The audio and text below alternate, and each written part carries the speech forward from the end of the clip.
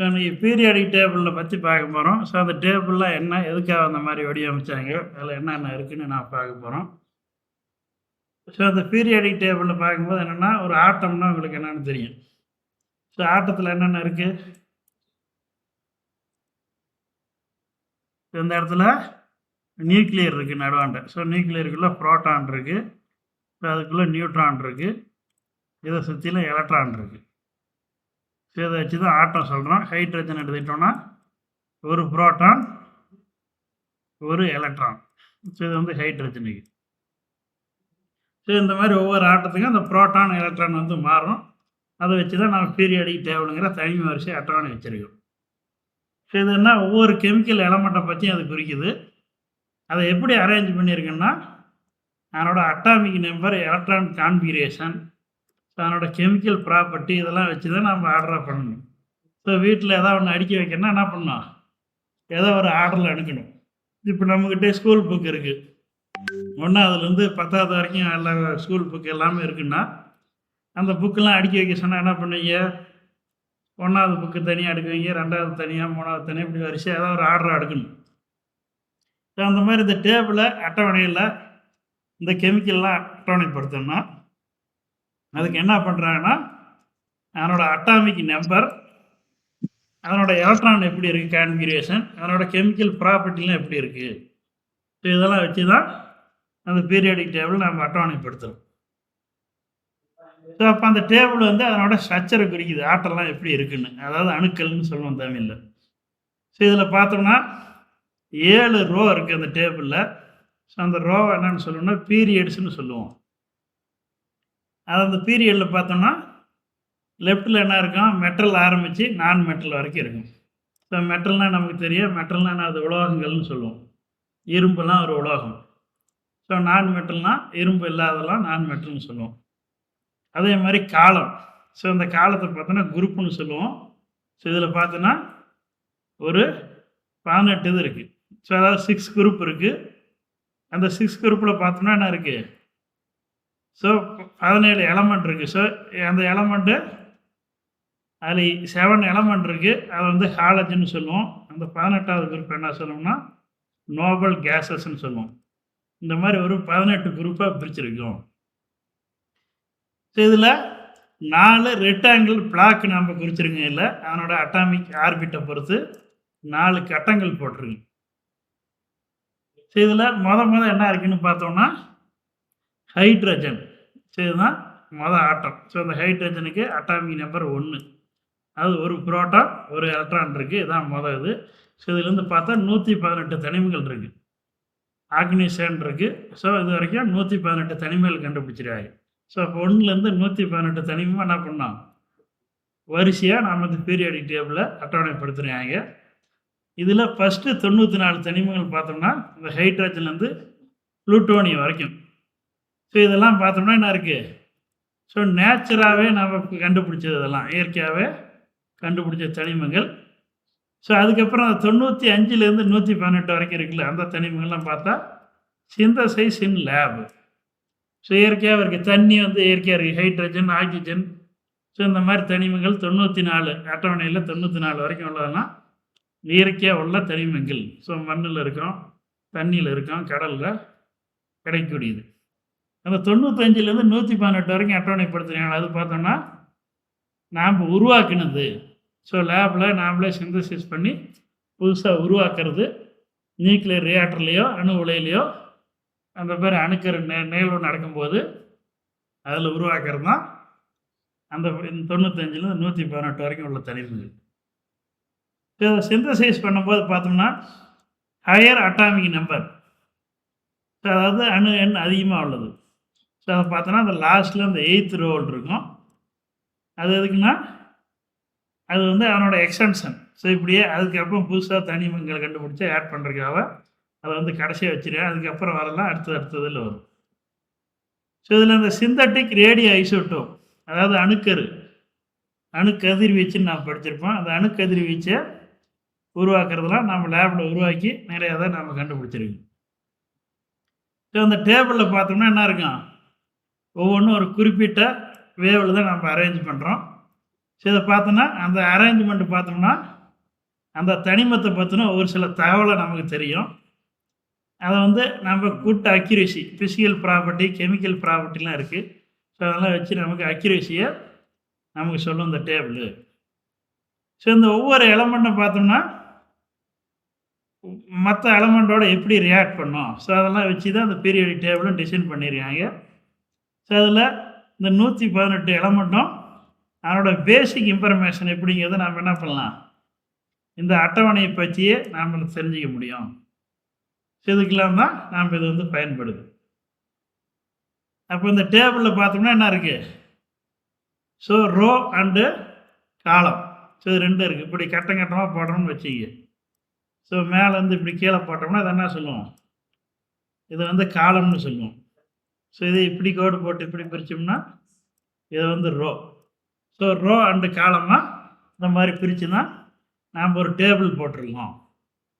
So இதில் எப்படி நாம் தனிமத்தை குறிங்கன்னா அந்த எலமெண்ட்டோட கெமிக்கல் சிம்பிள். ஸோ ஒரு தனிமம்னா அந்த தனிமத்தோடைய முதல் எழுத்தாக இருக்கலாம். இப்போ ஹைட்ரஜன்னா முதல் எழுத்து ஹச்சுன்னு குறிப்போம். ஸோ ஹீலியன்னா அது முதல் எழுத்து ஹச்சு தான் இருக்குது. அப்போ ஏற்கனவே ஒரு தனிமம் ஹச்சுன்னு இருக்கனால இன்னொரு தனிமம் ஹச்சுன்னு கொள்ள முடியாது. அப்போ என்ன பண்ணுவோம், 2வது எழுத்து சேர்த்து ஹச்சின்னு குறிக்கிறோம். ஸோ ஏற்கனவே அந்த ஆட்டத்தில் அதே நேமில் இன்னொரு தனிமம் இருந்துச்சுன்னா ஸோ அதே பேர் வைக்க முடியாது. ஸோ நீங்கள் ஸ்கூலில் படிக்கலே பார்த்துருப்பீங்க, 2 பேர்த்துக்கு ஒரே பேர் இருந்தால் என்ன பண்ணுவோம், 2 பேர்த்துக்கு இன்சில் வேறு வேறையாக இருக்கும், பிரச்சனை இருக்காது.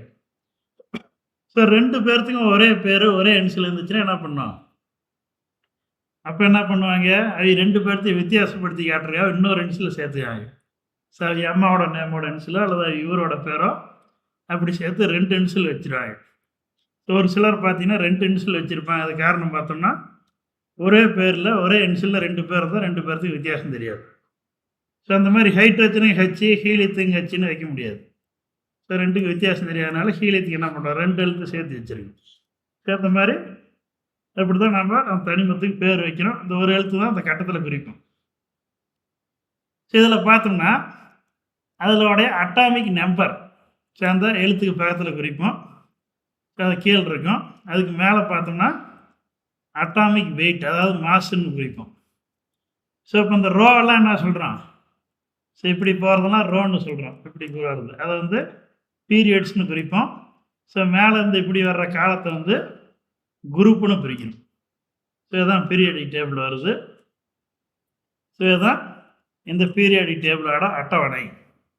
ஸோ இங்கேருந்து வருதா, இங்கேருந்து இப்படி வர்றதெல்லாம் நான் சொல்கிறேன், ஸோ பீரியட்ஸ்னு சொல்கிறோம். அதாவது ரோலாம் நான் பீரியடுன்னு பிரிக்கணும். ஸோ இதில் எத்தனை ரோ இருக்கு, 1 2 3 4 5 6. வீட்டுக்கு போயிருக்கேன் சார், அதனால வீட்டுக்கு போய் கால் பண்றேங்க சார். சரிப்பா. ஸோ இதில் இந்த 6 ரோஸ் இருக்குது. இதை வந்து 6 பீரியட்னு சொல்கிறோம். இது கீழே 7வது ஒன்று இருக்குது, ஆல்டர்னேட் லாந்தரைன் இருக்குது. ஸோ இப்படி தான் நாம் டேபிளை பிரிக்கணும். ஸோ இங்கே மேலே வந்து கீழே பிரிக்கிறத பார்த்தா குரூப்புன்னு பிரிக்கணும். ஸோ இங்கேருந்து இங்கே பிரிக்கிறத என்ன சொல்லுவோம், ஸோ ஒரு காலத்தை சொல்கிறோம், அது குரூப்புன்னு சொல்கிறோம். ஸோ இந்த மாதிரி ஸோ இது வந்து ஃபஸ்ட்டு குரூப்பு சேண்டு. இது வந்து சேண்டில் இது 2A 2B 2Cன்னு போடுவோம். ஸோ இது வந்து 3rd 4th 5th 6th 7th 8th. So இந்த மாதிரி 8 குரூப்பாக பிரிக்கிறோம். ஸோ ஏன் இந்த மாதிரி பிரிச்சிருக்குன்னா அதுக்கான நிறையா காரணங்கள்லாம் இருக்குது. ஸோ இதுதான் நம்மளுடைய ஒட்டுமொத்த அந்த பீரியாடிக் டேபிள் அட்டவணை. ஸோ இந்த அட்டவணையில் பார்த்தோம்னா என்ன இருக்கும், மொதல் ஆட்டம் ஹைட்ரஜன் குறிச்சிருக்கீங்க. ஸோ அதுக்கப்புறம் ஹீலியம் இருக்குது. அடுத்தது 3வது லித்தியம். ஸோ பெர்லின் அந்த மாதிரி என்ன இருக்கான், இந்த மாதிரி இதிலேருந்து இது வரைக்கும் பார்த்தோம்னா ஒரு 118 தனிமங்களும் குறிச்சிருக்கு. ஸோ இதில் ஆல்டர்னேட் லாஸ்னைட்ஸ் பார்த்தோன்னா தனியாக குறிச்சிருக்கு. இதெல்லாம் என்னன்னா ஒரு ரேர் எர்த் எலமெண்ட். ஸோ பூமியில் எளிதாக கிடைக்காது, குறைஞ்ச அளவில் கிடைக்கும். ஸோ இதெல்லாம் மேலே உள்ளதெல்லாம் நிறையா கிடைக்கும். ஸோ அதனால் இதை மட்டும் தனியாக பிரித்து நாம் காட்டியிருக்கோம் இந்த அட்டவணையில். ஸோ இதில் ஆட்டங்கிறது என்ன, அது ஹைட்ரஜன். ஸோ இந்த ஹைட்ரஜன் பார்த்தோம்னா என்ன இருக்குது, இதுதான் ஆட்டம். ஸோ ஒரே ஒரு புரோட்டான் ஒரே ஒரு எலக்ட்ரான் தான் இதில் இருக்கும். ஸோ அதனால தான் இதை வந்து மொதல் ஆட்டத்தை வச்சிருக்கு. இதில் வந்து நியூட்ரானே கிடையாது.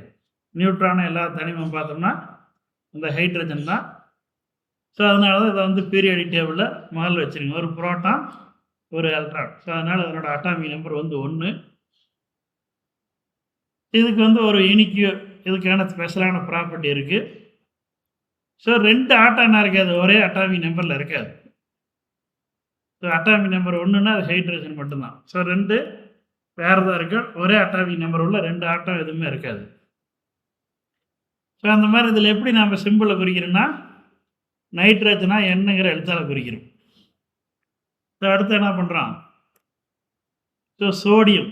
ஸோ சோடியத்துக்கு நம்ம எஸ்ங்கிற எழுத்தால் ஏன் குறிக்கலின்னு கேட்கலாம். ஸோ இதுக்காக பார்த்தோம்னா ஸோ இந்த சல்ஃபருக்கு ஏற்கனவே முன்னாடி உள்ள ஆட்டத்துக்கு அந்த எஸ்ங்கிற எழுத்தை யூஸ் பண்ணியிருப்போம். அதனால் இதை குறிக்காதனால சோடியத்துக்கு மட்டும் என்ஏன்னு வித்தியாசமான நேம் குறிக்கும். பொட்டாசியத்துக்கு ஸோ காப்பருக்கு சியு. ஸோ இந்த மாதிரி என்ன இருக்குது? குளோரினுக்கு சிஎல். ஸோ ஏற்கனவே சிங்கிறத கார்பனுக்கு யூஸ் பண்ணிடுறேன். கார்பனுக்கு சின்னு யூஸ் பண்ணதுனால ஸோ குளோரினுக்கு சின்னு யூஸ் பண்ண முடியாது. அதனால் அடுத்த எழுத்தை சேர்த்து சிஎல்னு வச்சுக்கணும். அதே மாதிரி கோபால்ட்டு. ஸோ அந்த மாதிரி ஒவ்வொரு ஆட்டத்தோடைய மொதல் எழுத்து என்ன பண்ணுவோம்? அந்த ஆட்டத்தோடைய நேமாக இருக்கும். அப்படி வைக்க முடியல 2வது எழுத்தை சேர்த்திக்குவோம். ஸோ 2 எழுத்து சேர்ந்து ஒரே மாதிரி வந்துச்சுன்னா என்ன பண்ணுவோம்? ஸோ அதுக்கான அந்த கிரேக் நேமோட எழுத்தில் அந்த லெட்டரை வந்து மாற்றி வைப்போம். ஸோ இந்த மாதிரி தான் நான் பீரியாடிக் டேபிளில் குறிக்கணும். ஸோ இந்த ஒட்டுமொத்த பீரியாடிக் டேபிள் எடுத்துட்டோம்னா இந்த ப்ளூ கலரில் உள்ளதெல்லாம் என்ன பண்ணுவோம்? மெட்டல். ஸோ மெட்டல்னால் உலோகங்கள்னு சொல்லுவோம். ஸோ நம்ம இரும்பு இருக்குது, தங்கம், ஸோ இதெல்லாம் பார்த்தோன்னா உலோகங்கள். ஸோ அதெல்லாம் இந்த ப்ளூ கலரில் இங்கே உள்ள ஆட்டம் போனால் மெட்டலாக இருக்குது.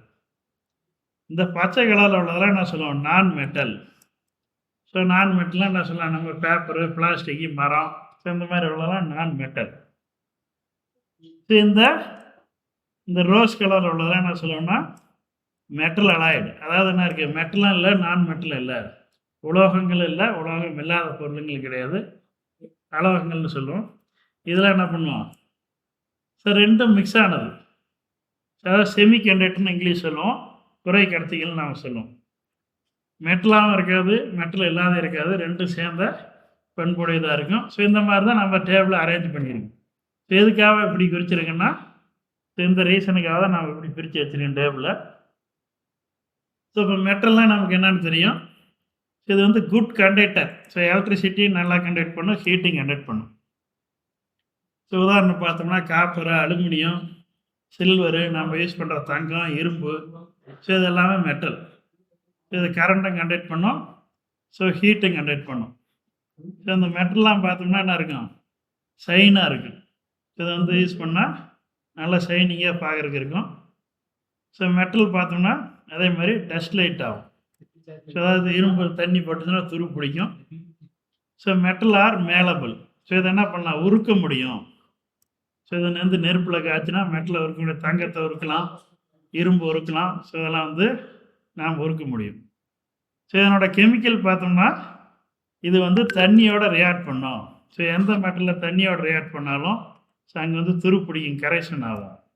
ஸோ துரு பிடிச்சி நம்ம இரும்பை பார்த்தோன்னா மழை பெஞ்சோம்னா என்ன ஆகுது? துரு பிடிச்சி வந்து அது கரெக்ஷன் ஆகுது. இதே மாதிரி நான் மெட்டல்லாம் என்ன சொல்லுவோம்? உப்புக்கள். ஸோ இந்த மாதிரி இருக்குது. நம்ம சமையலுக்கு யூஸ் பண்ணுற உப்பு இருக்குது. ஸோ இது என்ன பண்ணாதுன்னா ஹீட்டும் கண்டக்ட் பண்ணாது, எலக்ட்ரிசிட்டியும் கண்டக்ட் பண்ணாது. இதெல்லாம் ஸோ நான் மெட்டல். ஸோ சல்ஃபர் நான் மெட்டல். நாம் யூஸ் பண்ணுற சோடியம் குளோரைடு உப்பு. ஸோ இந்த மாதிரிலாம் என்ன இருக்குது? நான் மெட்டல் நிறையா இருக்குது. ஸோ இது என்ன பண்ண முடியாது? இது வந்து பார்க்குறதுக்கு நல்லா நான் டஸ்ட் லைட்டாக இருக்குன்னா கிளியராக இருக்காது. ஸோ பார்க்குறதுக்கு இந்த மாதிரி அழுக்கு படிஞ்ச மாதிரி இருக்கும். ஸோ நான் மெட்டல்லாம். ஸோ அதே மாதிரி இது உருக்குனா உருகிறது தான் இருக்குது. ஒரு சில உப்புலாம் பார்த்தோன்னா உருகும். ஸோ அந்த நான் மெட்டல் என்ன இருக்கும்? ஒரு சிலது பிரேட்டாக இருக்கும், ஒரு சிலது பிரேட் இல்லாத இருக்கும். ஸோ ஈஸியாக உடைக்கிற மாதிரி இருக்கும். ஒரு சிலது டல்லாக இருக்குது. இந்த மாதிரி கலர் நம்ம சாப்பிட்ற உப்பு பார்த்தோம்னா நல்லா வெள்ளை விளையாடுன்னு பிரைட்டாக இருக்குது. ஸோ ஒரு சில உப்பு இந்த மாதிரி கல்லாக இருக்கும். ஸோ இந்த ஒரு சில நான் மெட்டல் வந்து கேஸாகவும் இருக்குது. ஸோ இதெல்லாம் நான் மெட்டலாக இருக்குது. ஸோ மெட்டல் அலாய்ட் பார்த்தோம்னா செமிகண்டக்டர்னு சொல்லுவோம். இது வந்து சிலிக்கான், ஜெர்மானியம் இதெல்லாம் ஒரு முக்கியமான செமிகண்டக்டர். ஸோ இந்த சிலிக்கான் பார்த்தோம்னா என்ன இருக்குது, இந்த கம்ப்யூட்டரு, நம்ம ஃபோன், மொபைல் ஃபோனு, இந்த எலக்ட்ரானிக்ஸ் ஐசி சிப்பு இதெல்லாம் தயாரிக்கிறதுக்கு இந்த சிலிக்கான் நிறைய பயன்படுது. ஸோ இதுதான் மெட்டல் அலாய்டுன்னு சொல்கிறோம். ஸோ மெட்டல் மாதிரியே இருக்காது, மெட்டல் அலாய்டு நான் மெட்டல் மாதிரி இருக்காது, ரெண்டும் சேர்ந்தது இருக்குது. ஸோ பாதி கரண்ட்டை கண்டக்ட் பண்ணும், பாதி கரண்ட்டை கண்டக்ட் பண்ணாது. அதே மாதிரி இது ஷைனியாகவும் இருக்கும், அதே மாதிரி டல்லாகவும் இருக்கும். ஸோ எலக்ட்ரிசிட்டி ஹீட்டை கண்டக்ட் பண்ணுறது பார்த்தோம்னா மெட்டலோட குறைவாக கரண்ட்டை கண்டக்ட் பண்ணும், நான் மெட்டலோட அதிகமாக கண்டக்ட் பண்ணும். ஸோ அதே மாதிரி இதே என்ன பண்ணலாம், மேலே போய் நாம் உருக்க முடியும். இதில் புரியுதா? ஏதாவது டவுட் இருக்கா? இல்ல சார். ஸோ இந்த பீரியாடிக் டேபிளை நான் பிரிக்கிறோம். ஸோ ஃபேமிலி அண்டு பீரியட் இது ரெண்டையும் நான் பிரிக்கிறோம். ஸோ இந்த ஃபேமிலி பீரியட் பிரிக்கும்போது நமக்கு என்ன இருக்குது, ஸோ இந்த ஃபேமிலிங்கிறது பார்த்தோம்னா காலம், ஸோ அந்த குரூப்பாக பிரிக்கிறோம். ஸோ பீரியட் பார்த்தோம்னா ஹரிசாண்டலாக பிரிக்கிறோம். இதை வந்து பீரியட்னு சொல்கிறோம். இந்த எலமெண்ட் ஃபேமிலியில் பார்த்தோம்னா என்ன இருக்கும், ஒவ்வொன்றும் சிமிலர் ப்ராப்பர்ட்டியாக இருக்கும். ஸோ இதில் பார்த்தோம்னா அல்கைல் ப்ராப்பர்ட்டி, இது வந்து சிமிலர் ப்ராப்பர்ட்டி இருக்காது. ஸோ சிமிலர் ப்ராப்பர்ட்டினா பார்த்தோம்னா லித்தியம், சோடியம், பொட்டாசியம், ஸோ இந்த மாதிரி ஒரே இதாக ப்ராப்பர்ட்டியாக இருக்கும். ஸோ அதாவது இந்த பீரியாடிக் டேபிளில் பார்த்தோம்னா அவங்களுக்கு தெரியும். இதில் பார்த்தோம்னா என்ன இருக்கும், அந்த மொதல் இது பொருளாக இது எல்லாமே பார்த்தோம்னா இதுக்கு ஃப்ரீ எலக்ட்ரான் 1, இதுக்கும் ஃப்ரீ எலக்ட்ரான் 1, இதுக்கும் ஃப்ரீ எலக்ட்ரான் 1, இதுவும் ஃப்ரீ எலக்ட்ரான் 1, இதுக்கும் ஃப்ரீ எலக்ட்ரான் 1, ஒவ்வொன்றுக்கும் ஃப்ரீ எலக்ட்ரான் 1. இதனோட பிஹேவியர் எல்லாம் என்ன இருக்கும், ஒரே மாதிரி இருக்கும். ஸோ மேலேருந்து கீழே பிரித்தோம்னா அதனோட பிஹேவியர் பூரா ஒரே மாதிரி இருக்கும். ஸோ அதான் இதில் சொல்லியிருப்போம்.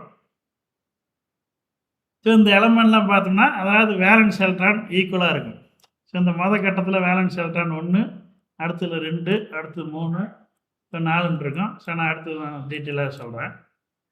ஸோ இந்த பீரியட் பார்த்தோம்னா என்ன இருக்கும், இப்படி பிரிக்கணும். ஸோ இதில் பார்த்தோம்னா என்ன இருக்கும், ஒரே மாதிரி இருக்காது. ஸோ ஃபஸ்ட்டு எலமெண்ட் பார்த்தோம்னா என்ன இருக்கும், சாலிடாக இருக்கும். ஸோ லாஸ்ட்டாக உள்ளது பார்த்தா மந்த வைக்கல் இன்னட் கேஸாக இருக்கும். ஸோ இங்கேருந்து ஆரம்பித்து இப்படியே இங்கே கடைசிக்கு போனோம்னா இங்கே முதல்ல உள்ளதெல்லாம் சாலிடாக இருக்கும், அப்புறம் இடையில லிக்விடாக இருக்கும், லாஸ்ட்டில் உள்ளது கேஸு.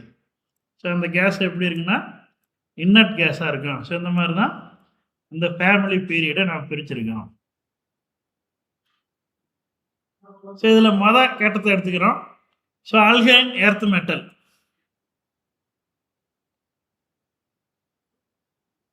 சரி இந்த இது நான் ஏற்கனவே பார்த்துட்டேன். இந்த என்ன பண்ண அல்கைல் மெட்டல்னு சொல்லுவோம். So hydrogen, lithium, helium. So இதனுடைய அவுட்ரு மோஸ்ட் ஃப்ரீ எலக்ட்ரான் பார்த்தா ஒரு ஃப்ரீ எலக்ட்ரான் இருக்கும். ஸோ அடுத்து இந்த ரெண்டாவது பார்த்தோம்னா அல்கைன் எர்த் மெட்டல் சொல்கிறோம். இதனோட ஃப்ரீ எலக்ட்ரான் பார்த்தா 2 அவுட்ரு மோஸ்ட் ஆர்பிட்டில் எலக்ட்ரான் இருக்கும். உங்களுக்கு தெரியும், படிச்சிருப்பீன்றங்க. இந்த முதல்ல என்ன பண்ணோம், 2 எலக்ட்ரான் இருக்கும். அடுத்த கட்டத்தில் 8 எலக்ட்ரான் ஃபில் ஆகும். இது படிச்சிருக்கீங்களா அதெல்லாம்? படிச்சிருக்கேன் சார். இப்போ அடுத்த 3வது ஆர்பிட்டில் எத்தனை எலக்ட்ரான் ஃபில் ஆகும் சார்? நீங்க சொல்றது கேட்கல. இந்த ஆர்பிட் போடுறோம்ல, ஃபர்ஸ்ட் ஆர்பிட், செகண்ட் ஆர்பிட்னு படிச்சீங்களா? ஆமா சார். முதல் ஆர்பிட்ல எத்தனை எலக்ட்ரான் இருக்கும்? 2 எலக்ட்ரான் இருக்குமா? ஆமா சார். அடுத்த ஆர்பிட்ல 8 எலக்ட்ரான், அடுத்த ஆர்பிட்ல 18 எலக்ட்ரான் இருக்கும். ஒரு ஆர்பிட் ஃபில் ஆகி அடுத்த ஆர்பிட் வருதுல்ல, இதில் 2 ஃபில் ஆகி அடுத்ததில் 1 மட்டும் இருந்ததுன்னா இப்போ ஃப்ரீ எலக்ட்ரான் 1ன்றது அர்த்தம். இந்த கட்டத்தில் உள்ள எல்லாமே என்ன இருக்கும், ஃப்ரீ எலக்ட்ரான் 1. இந்த ரெண்டாவது ப்ளூ கலரில் குறிச்சிருக்கிறதுல உள்ளது பூரா என்ன இருக்கும், 2 எலக்ட்ரான் ஃப்ரீ எலக்ட்ரான். அப்படின்னா என்ன அர்த்தம், கட்டத்தில் 2 எலக்ட்ரான் ஃபில் ஆயிடுச்சு. ஸோ அடுத்த கட்டத்தில் 8 எலக்ட்ரான் ஃபில் ஆகலாம், ஆனால் அதில் 2 தான் இருக்கும். அல்லது 3வது கட்டத்தில் 2 எலக்ட்ரான் இருக்கு. அப்போ இதனோட அவுட்ரு மோஸ்ட் ஆர்பிட்டில் 2 எலக்ட்ரான் தான் இருக்குது இதில் உள்ளது எல்லாமே. இதுதான் அல்கைன் எர்த் மெட்டல்னு சொல்கிறோம். இது வந்து நேச்சர் என்ன இருக்குது, அன்காம்பினேஷன் இன் நேச்சர். ஸோ நேச்சராக வந்து அந்த காம்பினேஷன் எல்லாம் இருக்கும். அதனோட வேலன்ஸ் எலக்ட்ரான்லாம் 2. இது பார்த்தா மெக்னீசியம், கால்சியம், ஸோ இந்த மாதிரி ஆட்டம்லாம் அதில் இருக்கும். ஸோ அடுத்து பார்த்தா டிரான்சிஷன் மெட்டல். ஸோ இந்த சென்டரில் உள்ள இந்த ப்ளூ கலரில் குறிச்சி இது எல்லாமே சேர்ந்து ஸோ டிரான்சிஷன் மெட்டல் நாம் சொல்லுவோம். ஸோ இதில் பார்த்தோம்னா என்ன இருக்கும், முக்கியமான ஆட்டங்கள் பூரா இதில் தான் இருக்குது. Copper, tin, zinc, iron, nickel, gold, silver. So இது எல்லாமே ஒரு குட் கண்டக்டர். இதனோட வேலன்ஸ் எலக்ட்ரான் பூரா 1 அல்லது 2 இருக்கும். ஸோ இது 1 அல்லது 2. ஸோ இதில் வந்து ஒரு ஃப்ரீ எலக்ட்ரான், இதில் வந்து 2 ஃப்ரீ எலக்ட்ரான். ஸோ இது ஃபுல்லாகவே மெட்டல் குட் கண்டக்டர். ஸோ இது எல்லாமே 1 அல்லது 2 ஃப்ரீ எலக்ட்ரான் உள்ளதாக இருக்கும். ஸோ முக்கியமான தனிமங்கள்னு சொல்லக்கூடிய எல்லாமே ஸோ இதில் தான் இருக்குது. ஸோ இந்த டிரான்சிஷன் மெட்டல் பார்த்தோம்னா என்ன இருக்கும், இது பூரா பார்த்தா ஒரு பிரைட் கலராக இருக்கும். ஸோ நம்ம கலர் பெயிண்ட்லாம் கூட யூஸ் பண்ணுறோம். வேலன்ஸ் எலக்ட்ரான் 1 அல்லது 2 இருக்கும். இந்த டிரான்சிஷன் மெட்டல் ப்ராப்பர்ட்டிலாம் பார்த்தோம்னா 1 அனதர் மெட்டல். ஸோ இது வந்து இன்னொரு ஆட்டத்தோடு சேர்ந்து ஒரு மெட்டலாக உருவாகும், தனிமங்கள் உருவாகும். ஸோ இதில் தான் ஆக்சிஜன் அண்டு ஹைட்ரஜன் 2 சேர்ந்து என்ன இருக்குது, நம்ம தண்ணி உருவாகுது. So H2O. ஸோ அப்போ இந்த ஆட்டம் பூரா என்ன பண்ணும், ஆக்சிஜனோட வினைபுரியும் ஈஸியாக. ஸோ அப்போ ஜிங்க் ஆக்சைடு. ஸோ அப்போ என்ன பண்ணுறோம், aluminium oxide. So iron oxide. So இந்த மாதிரி படிப்போம். ஸோ இந்த மெட்டல் பூரா என்ன பண்ணோம், ஈஸியாக வந்து ஆக்சிஜனோட வினைபுரியும். ஸோ வினைபுரிஞ்சு ஆக்சைடாக மாறும். ஸோ இதெல்லாமே இந்த டிரான்சிஷன் மெட்டல். ஸோ சென்ட்ரல் உள்ள பாயிண்ட் குறிக்குது. ஸோ அடுத்த கட்டம் பார்த்தோம்னா என்ன சொல்லுவோம், ஸோ போரான் ஃபேமிலி. ஸோ இங்கே அடுத்த கட்டத்தில் இது போரான் ஃபேமிலி. இதனோட ஃப்ரீ எலக்ட்ரான் பார்த்தா 3. இதில் மொதல் ஆட்டம் வந்து போரான். ஸோ அதனால் அதனோட பேரில் போரான் ஃபேமிலின்னு சொல்கிறோம். இதனோட வேலன்ஸ் எலக்ட்ரான் பூரா 3 இருக்கும். ஸோ இதில் வந்து மெட்டல் அலாய்டு இருக்குது, மெட்டல் இருக்குது. ஸோ அலுமினியம் ஒரு முக்கியமான தனிமம் இந்த இதுக்குள்ளே தான் இருக்குது. ஸோ அடுத்து பார்த்தோன்னா கார்பன் ஃபேமிலி இது. ஸோ இதனோட ஃப்ரீ எலக்ட்ரான் பார்த்தா 4. ஸோ மொதல் எலக்ட்ரான் வந்து கார்பன். ஸோ இதுலேயும் மெட்டல் அலாய்டு மெட்டல் எல்லாமே இருக்குது. ஸோ இந்த கார்பன் தான் என்ன இருக்குது, பேசிக் ஆஃப் லைஃபு. உயிரோட எல்லா பொருள்லையுமே கார்பன் இருக்கும். ஸோ கார்பன் வயது கணிப்புன்னு படிச்சிருப்பேன், கார்பன் டேட்டிங்னு. ஸோ ஒரு பொருள் எப்போ இறந்துச்சு என்ன ஆச்சு அப்படிங்கிறத நான் ஈஸியாக கண்டுபிடிக்க முடியும். ஸோ உயிர் இருக்கா உயிர் இல்லையா. ஸோ உயிர் இறந்ததுலேருந்து அந்த கார்பன் அந்த டீகேடாக என்ன பண்ணும், சிதைவடையும். ஸோ அதை வச்சு இந்த இது இறந்து எவ்வளோ நாள் ஆச்சுன்னு நம்ம கண்டுபிடிக்க முடியும். ஸோ உலகத்தில் உள்ள எந்த ஒரு பொருளாக இருந்தாலும் வேதுங்க, ஒரு மரமாக இருக்கட்டும், செடியாக இருக்கட்டும், அல்லது ஒரு விலங்காக இருக்கட்டும், மனிதனாக இருக்கட்டும், யாராக இருந்தாலும் உயிர் உள்ள வரைக்கும் கார்பன் இருக்கும். உயிர் போனதுக்கு அப்புறம் அந்த கார்பன் சிதைய ஆரம்பிக்கும். ஸோ அதை வச்சு அதனோட வயசை நாம் ஈஸியாக கண்டுபிடிக்க முடியும். ஸோ உயிர் உள்ள பொருளுக்கு எல்லாமே அந்த கார்பன் முக்கியமானது. அது வந்து இங்கே தான் இருக்குது. ஸோ அதனோட வேலன்ஸ் எலக்ட்ரான் வந்து 4. ஸோ அடுத்து பார்த்தோம்னா நைட்ரஜன் ஃபேமிலி. ஸோ இந்த நைட்ரஜன் ஃபேமிலி பார்த்தோம்னா 78% இந்த வளிமண்டலத்தில் நைட்ரஜன் தான் இருக்குது. ஸோ இதனோட வேலன்ஸ் எலக்ட்ரான் பார்த்தோம்னா 5. ஸோ இந்த காற்றில் 75% இதுதான் இருக்குது. ஸோ இது வந்து நான் மெட்டலாக இருக்குது, மெட்டல் அலாய்டு இருக்குது, மெட்டல் எல்லாமே சேர்ந்துருக்கு. இதில் பாஸ்பரஸு, ஆர்சனிக், ஆன்டிமனி, பிஸ்மத்து. ஸோ இது எல்லாமே என்ன இருக்குன்னா இந்த நைட்ரஜன் ஃபேமிலியில் இருக்குது. அடுத்து இந்த 6வது கட்டம் எடுத்துக்கிட்டோம்னா இதனோட வேலன்ஸ் எலக்ட்ரான் 6. ஸோ இதில் ஆக்சிஜன் ஒரு முக்கியமான தனிமத்தில் தான் இருக்குது. ஸோ அப்போ இது என்ன பண்ணும், இடத்துல உள்ள எல்லா இதுலேயும் இந்த ஆக்சிஜன் நிறையா இருக்குது. மோஸ்ட் அபண்டன்ட் எலமெண்ட்னு இந்த ஆக்சிஜன் சொல்கிறோம். ஸோ எல்லாத்தோட என்ன பண்ணோம், ஈஸியாக வந்து இதை வினைபுரியும். ஏன்னா ஒரு ஆட்டத்தோடு இன்னொரு ஆட்டம் போய் ஈஸியாக சேர முடியும். ஸோ அதுக்கு இது பயன்படுது. ஸோ அடுத்து பார்த்தோம்னா ஹாலஜன் ஃபேமிலி. ஸோ இதனோட ஃப்ரீ எலக்ட்ரான் வந்து 7.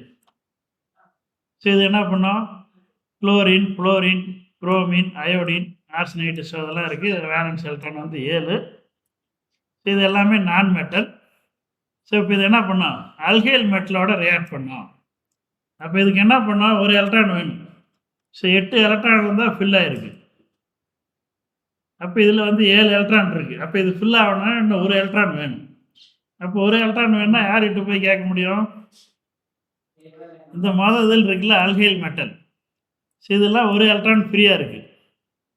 அப்போ இந்த ஒரு எலக்ட்ரான் இது கொடுத்துட்டா இது வந்து ஃபில்டு ஆர்பிட்டாக மாறிடும். இது ஒரு எலக்ட்ரான் வாங்கினா ஃபில்டு ஆர்பிட்டாக மாறிடும். அப்போ இதுவும் என்ன பண்ணுவோம், ஒன்றோட ஒன்று சேருது. ரெண்டும் ஒன்றோட ஒன்று இணைந்து அங்கே தான் வந்து என்ன இருக்குது. ஸோ சேர்மங்கள்னு சொல்லக்கூடிய என்ன இருக்குது, எலமெண்ட்டு என்ன இருக்குது, காம்பவுண்டாக மாறுது. தனிமங்களாக சேர்ந்து காம்பவுண்டாக மாறுறதுக்கு தான் காரணம். அப்போ அதே மாதிரி என்ன பண்ணோம், இதில் 6 இருக்குது எலமெண்ட் பெரிய எலக்ட்ரான். ஸோ இதில் 2 இருக்குது. அப்போ என்ன பண்ணுவோம், இதுவும் ஒன்றா சேர்ந்து ஸோ அந்த காம்பவுண்டை உருவாக்கலாம். ஸோ இந்த மாதிரி ஹாலஜன் ஃபேமிலி இது இருக்குது. ஸோ நெக்ஸ்ட்டு பார்த்தா லாஸ்ட்டு 8 எலக்ட்ரான் ஃப்ரீயாக இருக்குது. ஸோ 8 எலக்ட்ரான் வந்து filled orbit. So filled orbit வந்து இது என்ன பண்ணும், ஸோ நோபல் கேஸ்ன்னு சொல்லுவோம். அப்போ இது என்ன பண்ணாது, எதோடையுமே எந்த ரியாக்டும் பண்ணாது. ஸோ இது வந்து இன்ஆக்டிவ். ஸோ ஏன் இன்ஆக்டிவாக இருக்குது, ஸோ ஃபுல்லாக இருக்குது. இதனோட energy level outer most orbit வந்து ஃபுல்லு.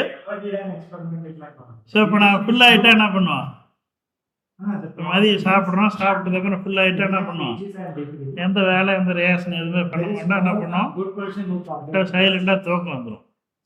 ஸோ அந்த மாதிரி இது ஏன் இன்ஆக்டிவ் கேஸ்ன்னு சொல்கிறோம், மந்த வாய்க்கல். ஏன்னா இது எல்லாமே ஃபில்லாக இருக்கனால இதுக்கு தேவை எதுவுமே கிடையாது. அதனால இது என்ன பண்ணாது, எந்த தனிமத்தோடையும் இது போய் எதுவுமே ரியாக்ட் பண்ணாது. அதனால தான் அது வந்து நோபல் கேஸ்ன்னு சொல்கிறோம், இன்ஆக்ட்னு சொல்கிறோம். இன்ஆக்ட்னா அர்த்தம் மந்தம்னு அர்த்தம், மந்தமாக இருக்கும், எதோடய எந்த ரியாக்டும் பண்ணாது. ஸோ அதனால தான் மந்த வாய்க்கல்னு சொல்கிறோம். ஸோ ரியாக்ஷனே பண்ணாது. இப்போ நமக்கு என்ன பண்ணுவோம், நமக்கு பசிக்குதுன்னா போய் சாப்பிடுவோம். நாம் சாப்பிட்டோம் ஃபுல்லாகிடுச்சுன்னா என்ன பண்ணுவோம், ஸோ என்ன கொண்டாந்து கொடுத்தாலும் நம்ம எதுவுமே சாப்பிட மாட்டோம். ஸோ அந்த மாதிரி இது ஃபுல்லாகிடுது, வயிறு நம்பி நல்லா ஃபுல்லானதுனால இது எதோட ரியாக்ட் பண்ணாது. ஸோ பார்த்தா helium, neon, argon, krypton, xenon, Radon. So இதெல்லாம் என்ன பண்ணுவோம், இன்னட் கேஸ்ன்னு சொல்கிறோம். ஸோ இதெல்லாம் நம்மளோட அட்மாஸ்பியரில் நிறையா இருக்குது. இது வந்து எதோடையும் போய் எந்த ரியாக்டுமே பண்ணாது, சைலண்டாக இருக்கும். ஸோ அதுக்கடுத்து இந்த கீழே எடுத்துட்டுனா இதான் என்ன சொல்லுவோம், ரேர் எர்த் எலமெண்ட். ஸோ இது வந்து பூமியில் கிடைக்கிறது ரொம்ப கம்மி. ஸோ அதனால தான் ரேர்ன்னு சொல்கிறோம், ரேராக கிடைக்கக்கூடியது. இப்போ நமக்கு என்ன இருக்கும், இப்போ இரும்புலாம் இருக்குன்னா நம்ம வீட்டில் நிறையா இருக்கும். இப்போ தங்கம் எவ்வளோ இருக்கும், தங்கம் நம்ம வீட்டில் நிறையா இருக்காது, கொஞ்சம் தான் இருக்கும். அப்போ நமக்கு கிடைக்கக்கூடியதை ஒரு அதிசயமான பொருளை தங்கம், வெள்ளி, வைரம் அதெல்லாம் சொல்லலாம். ஏன்னா அதெல்லாம் விலை அதிகம், அதனால் நம்மளால் வாங்க முடியல, அதனால் அதெல்லாம் கொஞ்சமாக இருக்கும். ஸோ இந்த இரும்புலாம் பார்த்தீங்கன்னா இரும்பில் கம்பி, கடப்பாறை, மவுட்டி இதெல்லாம் இரும்பில் நிறையா வச்சுருக்கோம். அது வந்து ஈஸியாக கிடைக்கக்கூடியது. ஸோ அந்த மாதிரி பார்த்தோம்னா இது எல்லா தனிமங்களும் இங்கே மேலே உள்ளதெல்லாம் என்ன இருக்கும், ஸோ எளிதாக பூமியிலேருந்து நம்ம கிடைக்கக்கூடியது. ஸோ தங்கம்லாம் விலை அதிகமாக இருந்தாலும் ஸோ நிறையா பூமியில் இருக்குது, கிடைக்குது.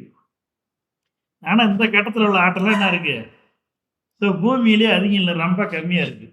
ஸோ நிலாவில் இருக்குது, மற்ற கோள்கள்லாம் ஸோ இந்த மாதிரி தனிமங்கள் நிறையா இருக்குது, நம்ம பூமியில் ரொம்ப கம்மியாக இருக்குது.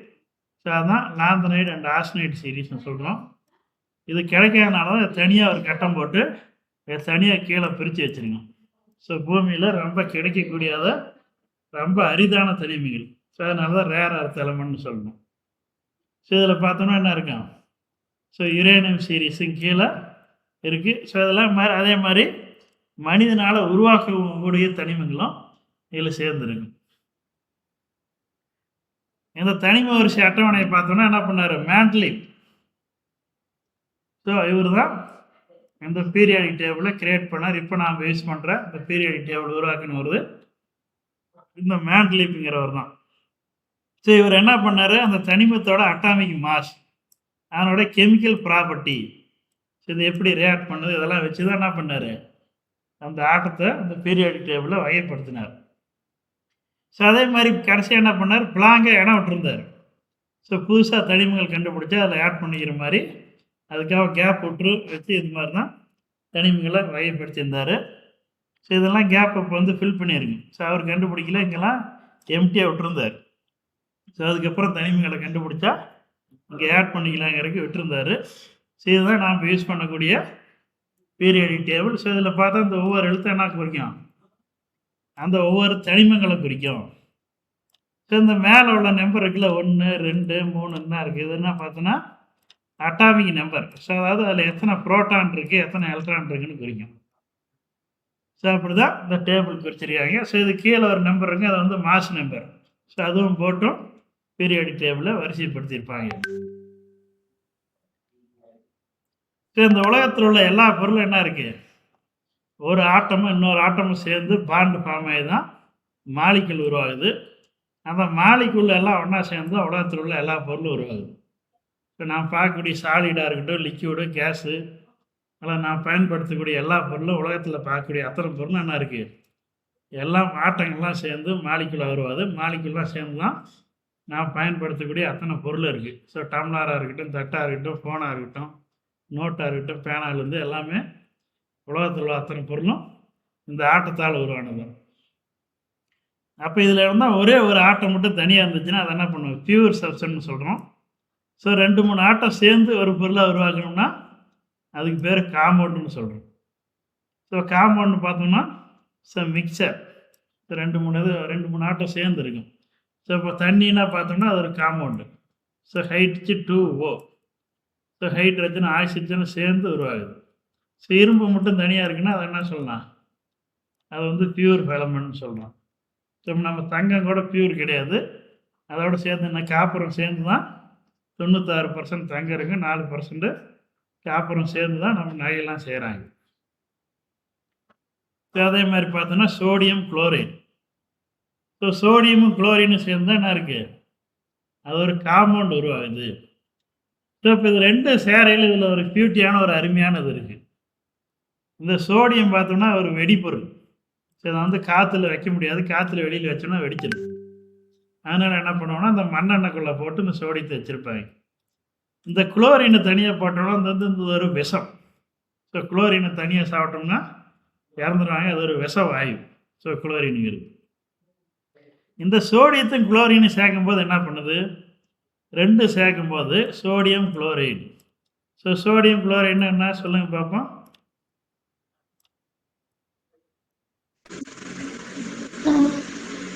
சோடியம் குளோரைடை பார்த்துறீங்களா? இல்ல சார். சோடியம் குளோரைடை பார்த்துருக்கேன். படிச்சிருக்கேன் சார். சரி, நீ பார்த்துட்டு அறிவியல் வந்திருக்குங்க சார். அறிவியல் வந்திருக்கா? ஆமாங்க சார். போன 9th வந்துச்சுங்க சார். சோடியம் குளோரைடு 2 பேர் இது வரைக்கும் பார்த்ததே இல்லையா? பார்த்துருக்கேன் சார். எங்க இருக்கு?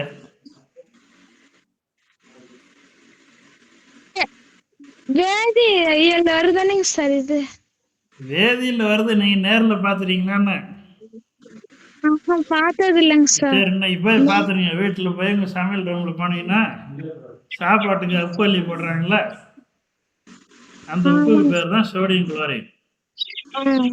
நம்ம சாப்பாட்டில் போடக்கூடிய உப்பு சோடியம், அதான் சோடியம் குளோரைடுன்னு சொல்கிறோம்.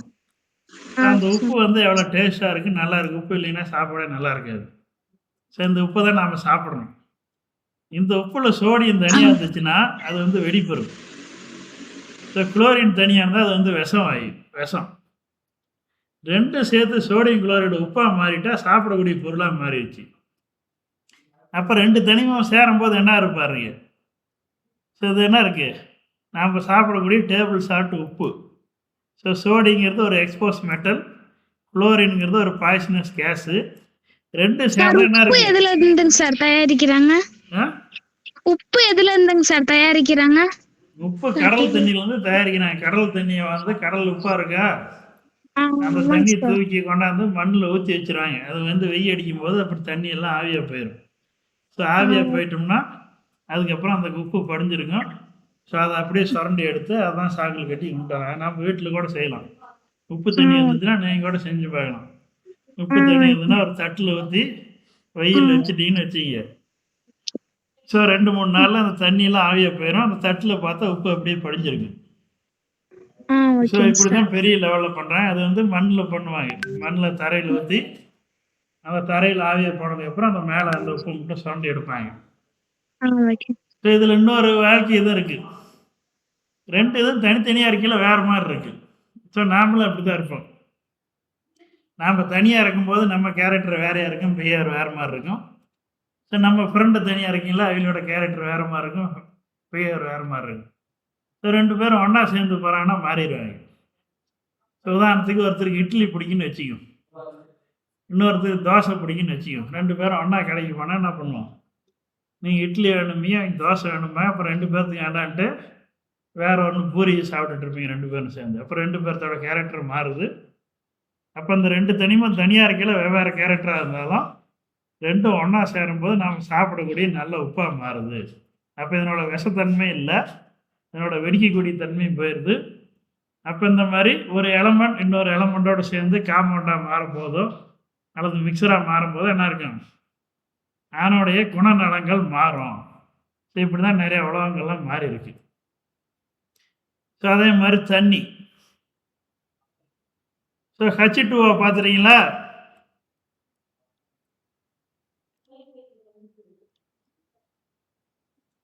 H2O பார்த்துறீங்களா இல்லையா 2 பேரும்? ஆக்சிஜன் எங்க பார்க்க பார்த்துறீங்க? முடியாது சார். எங்க இருக்கு? பார்க்க முடியாதுல்ல. பார்க்க முடியாதா? பார்க்க முடியாது. நீர் தானேங்க சார்? டெய்லியும் குடிக்கக்கூடிய தண்ணி தான் அது H2O, நீர் ஹைட்ரஜன். தானேங்க சார்? H2O தண்ணி. ஸோ ஹைட்ரஜனுங்கிறது ஒரு எலமெண்ட்டு. ஸோ இது வந்து ஒரு gas. So hydrogen. So oxygen ஒரு எலமெண்ட்டு, இதுவும் கேஸு. நமக்கு சுவாசிக்கிறதுக்கு அந்த ஆக்சிஜன் தான் சுவாசிக்கணும். ஸோ அந்த ஹைட்ரஜன் பார்க்க முடியாதே சார்.